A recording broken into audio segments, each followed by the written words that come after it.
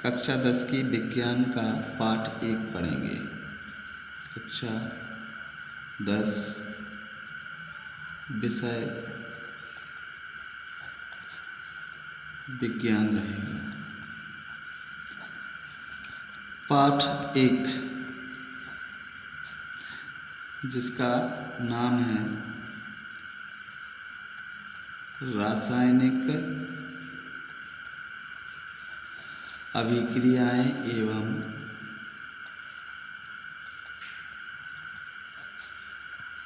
एवं समीकरण।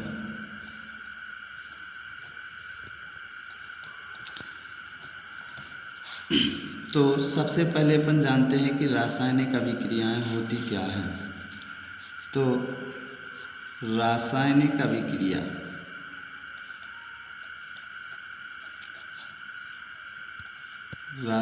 अभिक्रिया ऐसी अभिक्रिया होती है जिसमें एक या एक से अधिक अभिकारक मिलकर के नए उत्पाद का निर्माण करते हैं, उसे रासायनिक अभिक्रिया कहते हैं। अब अभिक्रियाओं की बात, जैसे कि एक मैं एग्जाम्पल देता हूँ। जैसे आपने एक चावल और जल को गर्म किया तो आपको नया उत्पाद भात मिलेगा, यानी ये आपका चावल हो गया और ये हो गया पानी।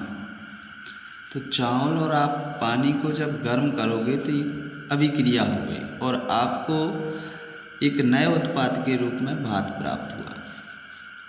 अब तो अपन इसी के हिसाब से परिभाषा लिख सकते हैं।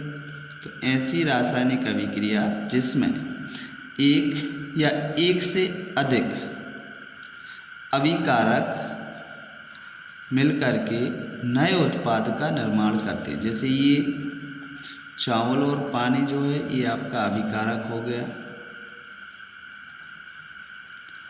और ये जो भात आपको प्राप्त हुआ है ये आपका उत्पाद हो गया। अब अभिक्रियाएं कितने प्रकार की होती हैं ये अपन जानते हैं।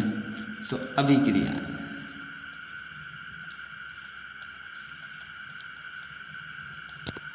अभिक्रियाएं होती हैं 2 प्रकार की। अभिक्रियाएं 2 प्रकार की, एक तो आपकी हो जाएगी भौतिक अभिक्रिया और दूसरी हो जाएगी रासायनिक अभिक्रिया। तो भौतिक अभिक्रिया क्या होती है? रासायनिक अभिक्रिया के बारे में तो अपन ने जान लिया। भौतिक अभिक्रिया क्या होती है? तो ऐसी अभिक्रिया जिसमें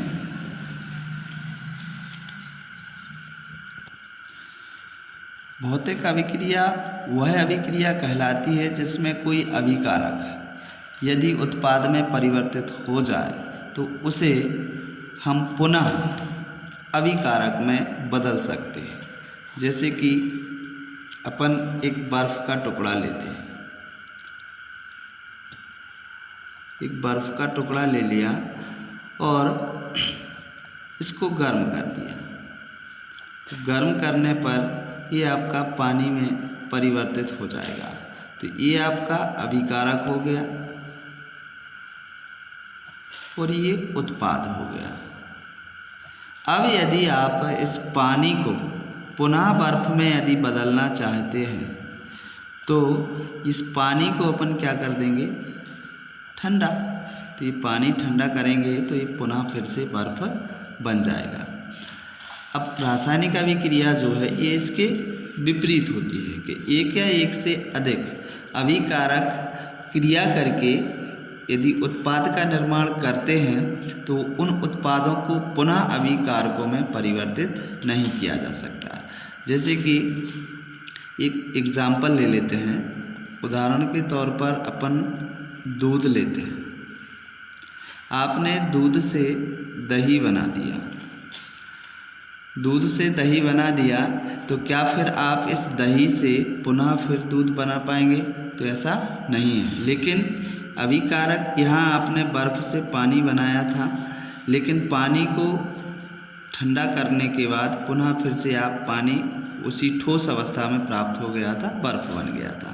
लेकिन यहाँ आप दूध से दही बनाने के बाद दही को पुनः किसी भी विधि द्वारा आप उसे दूध नहीं बना सकते।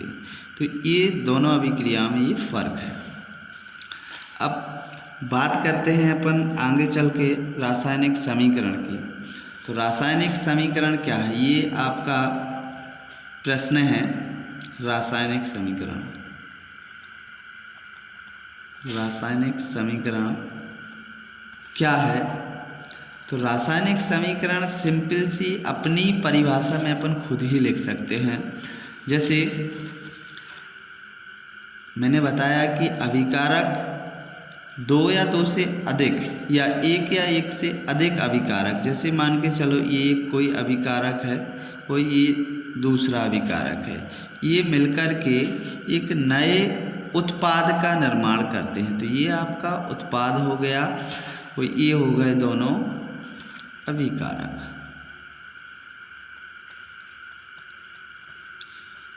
तो मान के चलो ये उत्पाद, ये अभिकारक ए है और ये बी है।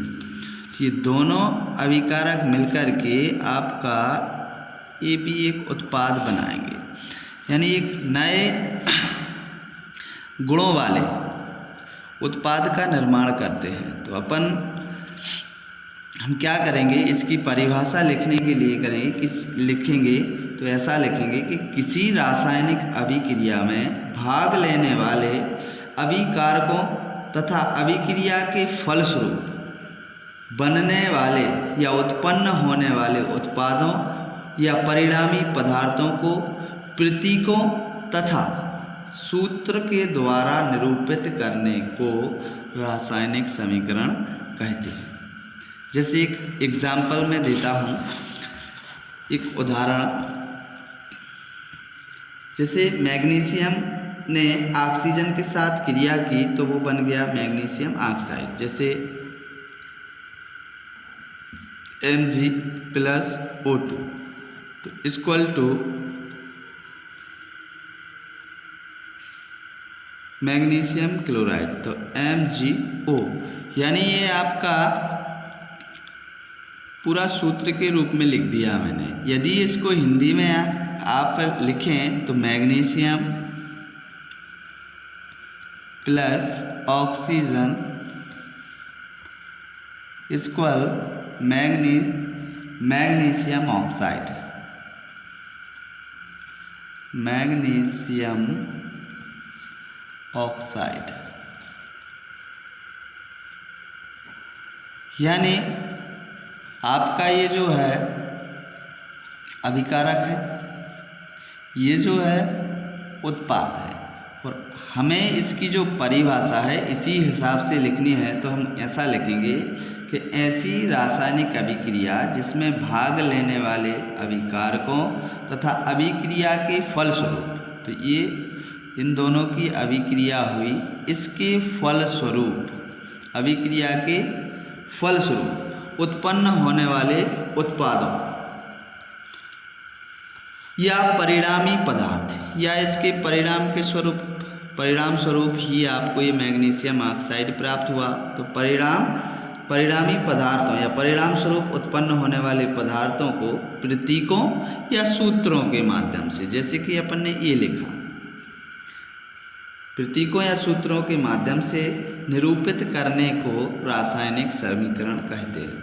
जैसे मैग्नीशियम आपका हो गया Mg, ऑक्सीजन आपका हो गया O2, तो ये क्या हो गया आपके सूत्र या प्रतीक,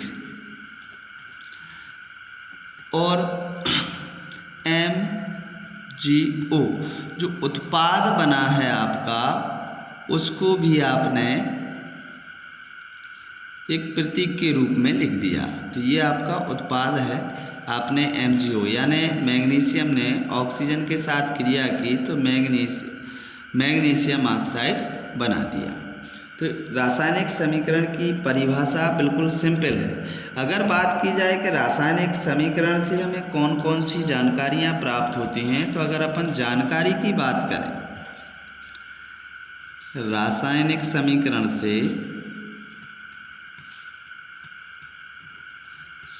से कौन सी जानकारी प्राप्त होती है? कौन कौन सी जानकारी प्राप्त होती है?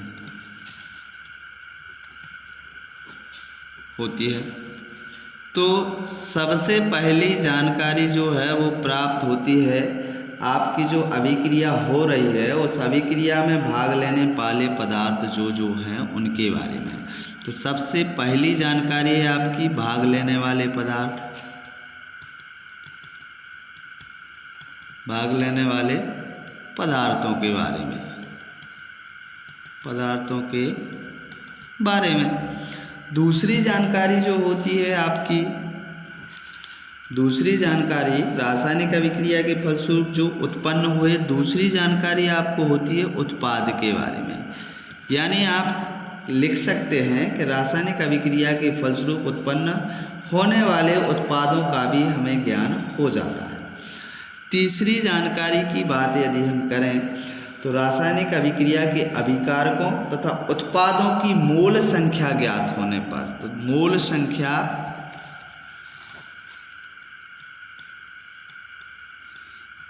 ज्ञात हो जाती है और मोल संख्या जैसे ही ज्ञात होती है तो उनका द्रव्यमान,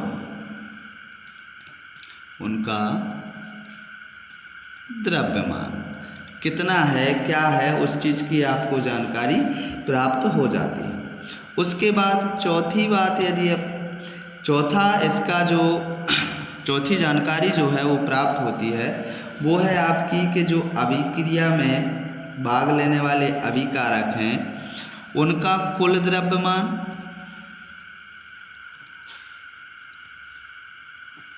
एवं उत्पादों का कुल द्रव्यमान, इन चार चीज़ों की जानकारी हमें होती है। पहली आपकी जानकारी जो है वो होती है आपकी जो अभिक्रिया में भाग ले रहे पदार्थ हैं उनका ज्ञान हो जाता है। दूसरी चीज़ अभिक्रिया के फलस्वरूप जो बनने वाले उत्पाद हैं उनका ज्ञान हो जाता है। तीसरी जानकारी आपको मिल जाती है कि जो अभिक्रिया में जो अभिक्रिया के अभिकारक हैं तथा जो उत्पाद हैं उनकी मोल संख्या कितनी है उसकी जानकारी प्राप्त हो जाती है, जिससे आप द्रव्यमान की जानकारी प्राप्त कर सकते हैं।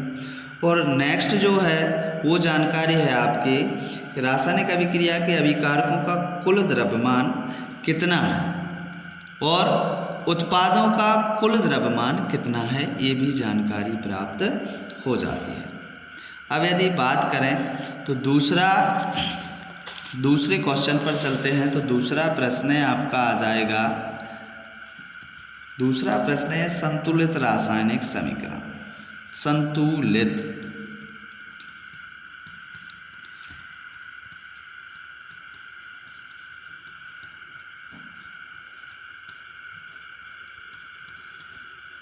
तो संतुलित रासायनिक समीकरण किसे कहते हैं? तो हम इसके बारे में लिख सकते हैं कि वह रासायनिक समीकरण जिसके दोनों पक्षों में प्रत्येक तत्व के परमाणु की संख्या बराबर होती है उसे संतुलित रासायनिक समीकरण कहेंगे। यानी आपके इसमें सिर्फ समीकरण जो होता है उस समीकरण में केवल दो ही पक्ष होते हैं। समीकरण में या समीकरण के पक्ष समझने के हिसाब से समझ लो तो समीकरण के पक्ष दो होते हैं। आपका एक तो हो जाएगा अभिकारक और दूसरा हो जाता है उत्पाद। तो संतुलित रासायनिक समीकरण, संतुलित मतलब आपके जितने एटॉम्स अभिकारक साइड हैं उतने ही एटॉम्स आपके उत्पाद साइड भी होने चाहिए, तभी आपका समीकरण जो है वो संतुलित कहलाएगा। यदि इस तरफ आपके 4 हैं और इस तरफ 3 हैं तो ये आपका संतुलित नहीं है, संतुलित नहीं कहलाएगा। लेकिन यदि यहाँ भी 4 है और यहाँ जाकर के भी 4 हैं, चार अणु अभिकारक साइड हैं और 4 ही अणु उत्पाद साइड हैं, तो ही आपका समीकरण संतुलित माना जाएगा। तो अपन परिभाषा लिख सकते हैं कि वह रासायनिक समीकरण जिसके दोनों पक्ष, एक पक्ष आपका ये हो गया और दूसरा पक्ष ये हो गया, तो वह रासायनिक समीकरण जिसके दोनों पक्ष हों, अभिकारक वाला पक्ष भी और उत्पाद वाला पक्ष भी, तो दोनों पक्षों में प्रत्येक तत्व की परमाणु संख्या बराबर, यानी एक या एक से अधिक जो आपने तत्व लिए हैं उनकी परमाणु संख्या बराबर होती है यदि, तो ही वो आपका समीकरण संतुलित कहलाया। तो अपन सिंपल सी भाषा में लिख सकते हैं कि वह रासायनिक समीकरण जिसके दोनों पक्षों में प्रत्येक तत्व के परमाणुओं की संख्या बराबर होती, उसे संतुलित रासायनिक समीकरण कहते हैं। सिंपल सी परिभाषा है। इसके लिए हम एक उदाहरण लेते हैं, एग्जाम्पल के तौर पर समझते हैं। तो एग्जाम्पल के उसमें अपन एक जैसे Zn plus H2SO4 equal to ZnSO4 plus H2, यानी हाइड्रोजन गैस बन रही है। तो ये तीर का निशान ये चीज़ प्रदर्शित करता है कि ये गैस है, ये हाइड्रोजन जो है ये गैस है जो कि हवा में उड़ गई, इसलिए इसका एरो का निशान जो है ऊपर की ओर लगाते हैं। तो अब अपन इसमें देखते हैं, हम इसमें देखेंगे कि दोनों पक्ष, यानी ये आपका अभिकारक पक्ष और उत्पाद पक्ष, इन दोनों में एटॉम्स जो है, अणु जो है वो समान है या नहीं है, एटॉम्स समान है या नहीं, इस चीज़ के बारे में अपन एक सारणी के माध्यम से जानकारी प्राप्त करेंगे। तो सबसे पहले तत्वों के परमाणुओं की संख्या, तत्वों के परमाणुओं की संख्या, परमाणुओं की संख्या। अब आपके एक साइड ये अभिकारक है, दूसरी साइड उत्पाद, तो अभिकारक साइड देख लेते हैं, अभिकारक में, वो दूसरा उत्पाद में। तो आपके जो तत्व हैं वो आपका एक जिंक हो गया Zn, दूसरा हाइड्रोजन हो गया H2, तीसरा S हो गया, चौथा आपका ऑक्सीजन हो गया, सल्फर हो गया, ऑक्सीजन हो गया। अब इस साइड अपन Zn के देखते हैं तो कितना है, एक है। तो उत्पाद में भी अपन देखेंगे तो Zn के कितने हैं, एक है। अब अपन हाइड्रोजन के देखें तो यहाँ भी 2 है, और उधर भी देखें तो वहाँ भी 2 है। उसके बाद अपन सल्फ़र के देखते हैं, या सल्फ़र के यदि देखें तो यहाँ पर आपका सल्फ़र का 1 है, सल्फ़र का यहाँ भी 1 ही है। तो यहाँ भी देखेंगे तो यहाँ भी सल्फ़र का 1 ही है। अब यदि ऑक्सीजन के अणु की बात करें तो ऑक्सीजन का इस साइड यदि देखें तो यहाँ 4 है, तो यहाँ भी 4 ही है। यानी हम कह सकते हैं कि ये समीकरण है संतुलित है, जो ये रासायनिक समीकरण संतुलित है।